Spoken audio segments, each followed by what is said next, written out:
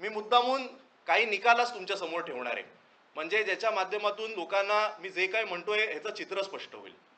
आपल्या समोर मी आदित्यजी ठाकरे यांनी जिंकलेल्या वरळी विधानसभेचा निवडणूक आयोगाचा स्क्रीनशॉट मांडलेला आहे.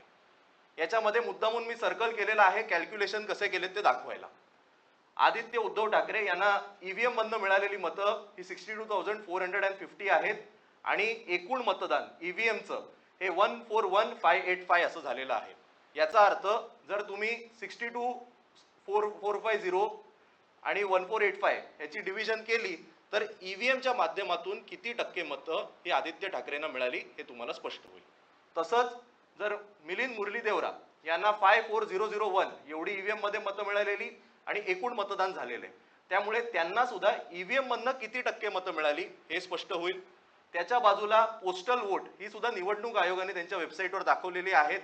आदित्यजी ठाकरे यांना 874 मिळालेली आहेत, मिलिंद मुरली देवरा यांना 522 मिळालेली आहेत आणि एकूण पोस्टल वोट ही 1716 आहेत, म्हणजे त्याचं सुद्धा तुम्हाला पर्सेंटेज मिळेल.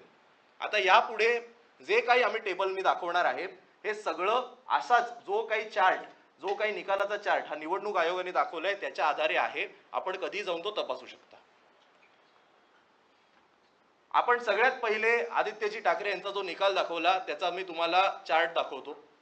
आदित्यजी ठाकरे यांना पोस्टलमध्ये 51% मतं मिळाली. मिलिंद देवरा यांना केवळ 30% मिळाली.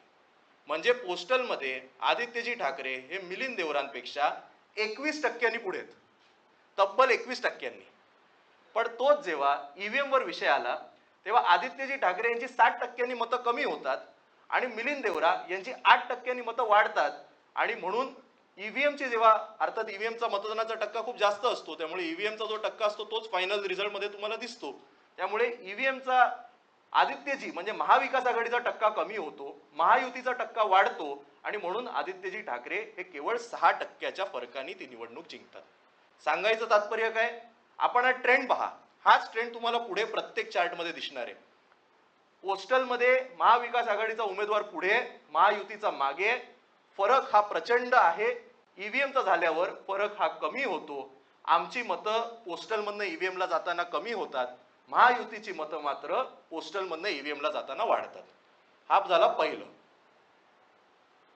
दुसरं, मी मुद्दामून स्वतःचा देखील निकाल आणलेला आहे. माझ्या निकालामध्ये पोस्टलमध्ये मला 47% आहेत. जिशान सिद्दीकी माझ्या ज्या विरोधात उभे होते त्यांना 22% आहेत. तब्बल 25% मतं मला पोस्टलमध्ये जास्त आहेत. पण ईव्हीएम मध्ये जेव्हा येतात तेव्हा त्यांची मतं ही डायरेक्ट 12% वाढतात. माझी मतं ईव्हीएम मध्ये कमी होतात, केवळ 8% मला विजय प्राप्त होतो. त्याच्या खाली तुम्हाला वाटेल केवळ मुंबईचं उदाहरण देतोय का, म्हणून मी संपूर्ण महाराष्ट्राचे चार्ट तयार केलेत.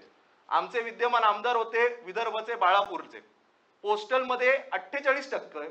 महायुतीचे उमेदवार मला वाटतं शिंदे सेनेचे होते, त्यांना 23%. 25%चा फरक होता पोस्टलमध्ये. ईव्हीएम मध्ये आमची मतं परत एकदा 12% घटली, त्यांची 5% वाढली. केवळ 9.5% कमी फरकाने त्यांचा विजय झाला. मराठवाड्याचं सुद्धा आपण उदाहरण समोर ठेवलेलं आहे.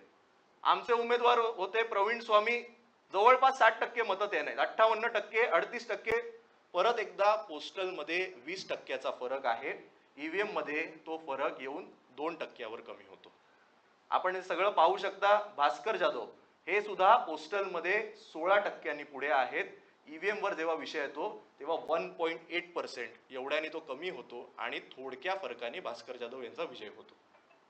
खाली खेड आळंदीमध्ये बाबाजी काळे यांना 68% मतं आहेत पोस्टलमध्ये. दिलीप मोहिते ते महायुतीचे उमेदवार होते, त्यांना केवळ 30. जवळपास 40%चा फरक हा पोस्टल मध्ये आहे. पण ईव्हीएम मध्ये तो 20%वर होतो. आमची 10% मतं कमी होतात, त्यांची 9% वाढतात. केवळ हे शिवसेना उद्धव बाळासाहेब ठाकरे पक्षासोबत झालं का? नाही, काँग्रेस सोबत सुद्धा तेच झालं. नाना पटोले साहेब जे महाराष्ट्र प्रदेश अध्यक्ष आहेत त्यांना 54% पोस्टल मध्ये मिळतात. त्यांच्या विरोधकाला केवळ 24%, 30%ने ते पुढे राहतात. पोस्टल मध्ये जर 30%चा फरक असतो तर ईव्हीएम मध्ये मतदान होताना दोघांना समसमान मतं कशी मिळू शकतात?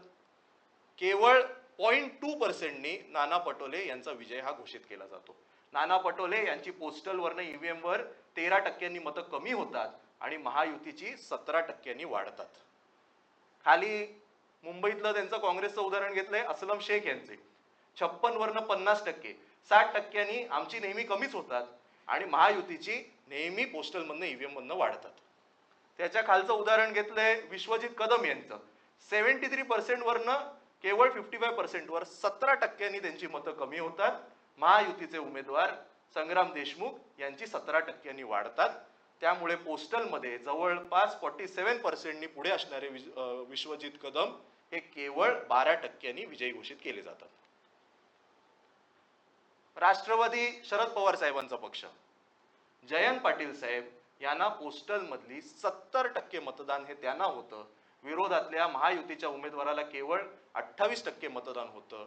42% ते पुढे असतात, पण ईव्हीएम मध्ये त्यांची मतं कमी होतात, महायुतीची वाढतात आणि परत एकदा 42% पुढे असलेले जयंत पाटील साहेब हे जेव्हा ईव्हीएम वर मतदान मोजलं जातं तेव्हा केवळ 5%, 5.5% विजयी घोषित केले जातात.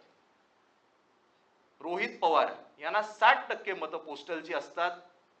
त्यांच्या समोर असलेले भाजपचे राम शिंदे यांना 40% असतात. तब्बल 20% ते पुढे असतात. परत एकदा ईव्हीएम वर जेव्हा येतं तेव्हा महाविकास आघाडीचे उमेदवार हे 11% मागे जातात. ईव्हीएमच्या भरोशावर महायुतीचे उमेदवार हे 10% पुढे जातात आणि निसटता विजय हा रोहित पवार यांचा होतो.